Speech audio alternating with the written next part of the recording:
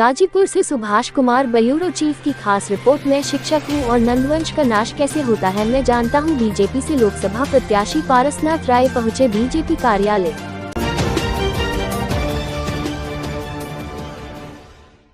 खबर गाजीपुर जिले से, जहां आज पारसनाथ राय बीजेपी से टिकट मिलने के बाद पहली बार बीजेपी कार्यालय पहुंचे और वही आज प्रेस कॉन्फ्रेंस करते हुए कहा कि संगठन को धन्यवाद देता हूं। एक सामान्य कार्यकर्ता को पार्टी ने टिकट दिया है, सारे कार्यकर्ता प्रसन्न हैं। गाजीपुर के सभी गांवों में मैं मोटरसाइकिल से गया हूं। मैं शिक्षक हूं और नंदवंश का नाश कैसे होता है मैं जानता हूं। मैं चाणक्य का शिष्य हूं, आपको वॉकओवर लग रहा होगा। हमारे जिले में पिछले चुनाव का उदाहरण दिया जा रहा है। मनोज सिन्हा पिछले चुनाव से 1,48,000 अधिक वोट पाए थे। बीजेपी यहां 65 सीट जीतकर आई थी। वर्तमान में क्या है ये देखने की जरूरत है। आज तक एक ही चुनाव लड़ा हूं, क्रय विक्रय अध्यक्ष निर्विरोध हुआ था।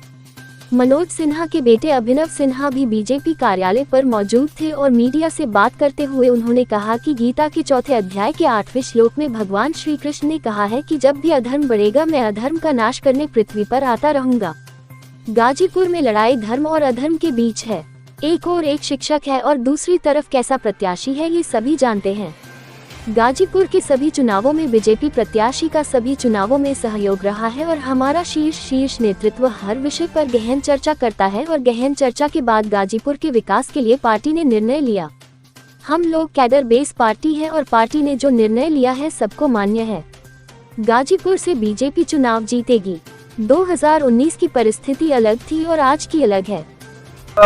मुझे भारतीय जनता पार्टी ने इस लोकसभा क्षेत्र से प्रत्याशी घोषित किया है। मुख्य रूप से लगता है कि अध्यक्ष जी ने एक वार्ता इसी क्रम में बुलाई होगी, ऐसा मुझे लगता है। क्या कहेंगे, जिस तरह से तमाम नामों पे चर्चा चल रही थी और अचानक से आपका नाम सामने आया, आप गाजीपुर से बीजेपी के प्रत्याशी बन चुके हैं, क्या आगे देखना चाहेंगे? इसके लिए तो मैं संगठन को पूर्णतः धन्यवाद देता हूँ। अभी कई कार्यकर्ताओं का जो फोन आ रहा है दिन भर, उनको ये प्रसन्नता है कि एक सामान्य कार्यकर्ता पार्टी ने टिकट दिया है। अब पार्टी अपने कार्यकर्ताओं का मूल्यांकन किस प्रकार से कर रही है, इसलिए पार्टी का पूर्णतः धन्यवाद है इसको।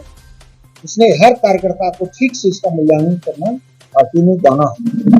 सोशल मीडिया पे आपके पार्टी के कुछ कमेंट कर रहे हैं, ये सब उनसे पूछिए। मुझे तो लगता है दिन भर में एक भी फोन नहीं आया मेरे पास जो किसी ने मुझसे कमेंट किया। सारे कार्यकर्ता अति प्रसन्न है। जो पुराने में गाजीपुर जनपद का ऐसा कोई जनपद नहीं है, कोई गांव नहीं है जहां मेरी मोटरसाइकिल रह गई है। इतने दिनों में संघ का जिला कार्यवाह रहा, विभाग कार्यवाह रहा, सब विभाग कार्यवाह रहा, जिला संचालक रहा, 100 दिन तक काम था। वर्तमान में भी जो टिकट मिला उसी दिन मेरी मुक्ति हुई एक पद से। अब जालन साहब आपके खिलाफ चुनाव लड़ रहे हैं, कितना चुनौतियां?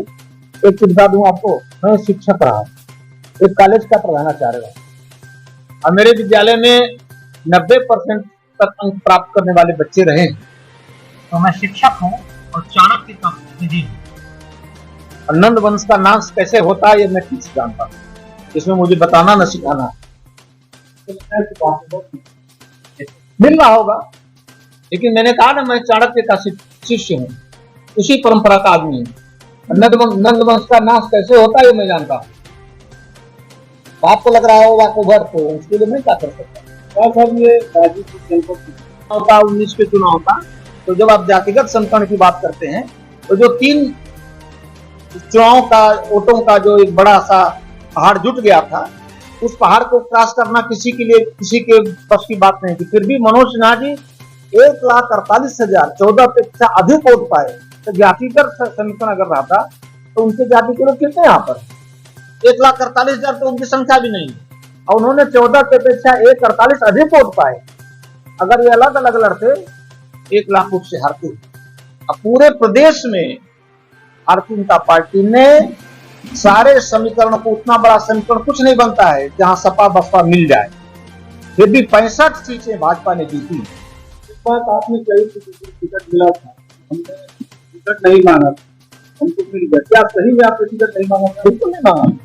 मैं तो क्लास पढ़ा रहा था, हमारे शिक्षक ने आगे कहा कि आपका फोन है, जो फोन आया कहा करे आपको टिकट मिल गया।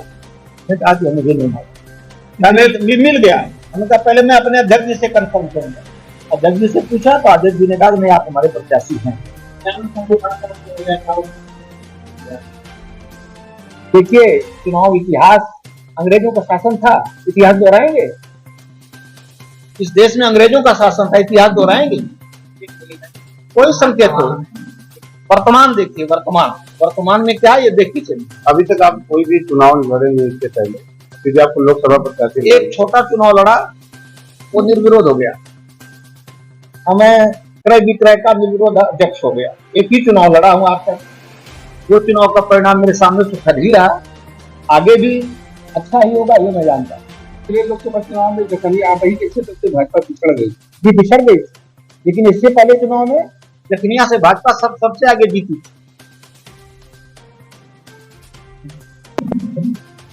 जैसा कि हम सब जानते हैं, भारतीय जनता पार्टी का गाजीपुर से प्रत्याशी घोषित हो गया और अगर मेरा स्मरण ठीक है तो कि चौथे अध्याय के 8वें श्लोक पे अगर हम ध्यान दें तो उसमें भगवान श्री कृष्ण ने कहा कि परित्राणाय साधूनाम विनाशाय दुष्कृताम धर्म संस्थापनार्थाय संभवामि युगे युगे।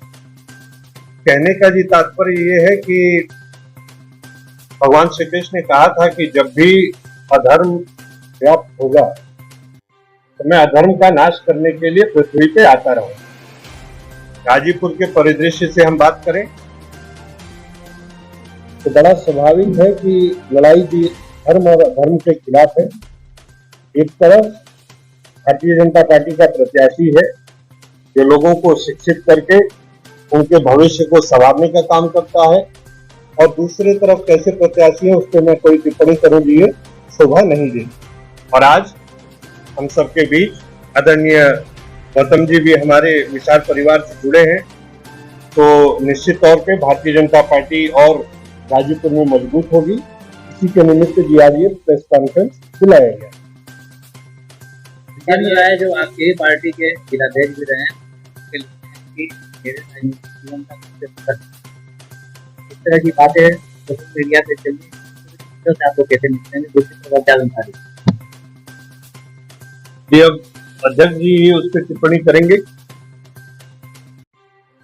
परिवार है, स्वाभाविक है, मगर परिवार की बातें परिवार में जैसे निपटाई जाती हैं उनसे बातचीत करके चीजों का समाधान निकाल लिया जाएगा। बहुत सारे लोग